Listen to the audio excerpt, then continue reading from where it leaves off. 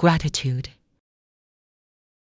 Now, take a moment to visualize your inner self. In my early 30s, while seeking treatment for depression and panic disorder, I first encountered the child within me. She was curled up, head hung low, saying nothing. But deep in my chest, I could feel her crying. There was nothing I could do for her then. Because that sorrowful, helpless child was me.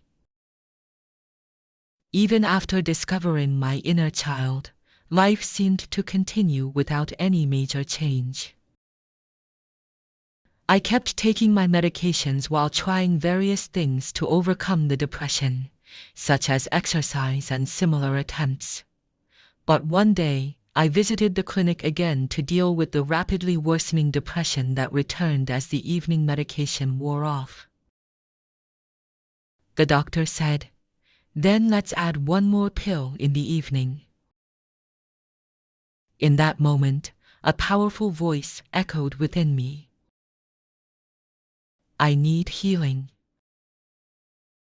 It was not a call for temporary relief, but a deep inner cry for true healing, a return to my natural state of health and wholeness through uncovering and transforming the root causes of illness. At the time, the long-standing depression I had suffered from morphed into panic disorder. This again spread to various psychosomatic symptoms and diseases, making daily life difficult. These diseases included hyperventilation syndrome, sudden blood sugar drops and related hypersensitivity, high rheumatoid factor, psoriasis, and asthma attacks. Underneath it all was a deep, layered accumulation of fear, anxiety, resentment, and rage-buried emotions I had carried throughout my life. My heart knew. Real healing could only begin once these unresolved emotions were acknowledged and released. However, at the time, simply acknowledging this truth was extremely difficult. I feared that accepting it would be a self-condemnation, an admission that my entire past life had been wrong, and that I would lose the strength to carry on. Even if I did admit it, I was paralyzed by inner ignorance. I had no idea what to do next, where to begin, or how to proceed with the healing process. Above all, there was a profound resistance to facing the dark, twisted aspects of my past yet again, even though I knew this confrontation was necessary for true healing. Still, my inner child's cry rang like an alarm bell, a sense of urgency that told me, now is the time. It was as if I had awakened suddenly from a long sleep. From that moment, I began to actively investigate the root causes behind everything that had gone wrong in my life and my very being.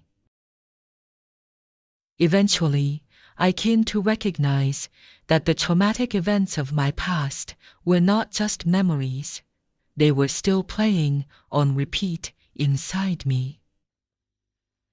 I realized this was both the cause and consequence of unhealed emotional wounds. It was why my inner child was still crying. For that child, still trapped in the pain of the past, I wrote the words I had never been able to speak, and the inner process that should have happened back then but never did. That was the beginning of my healing letter.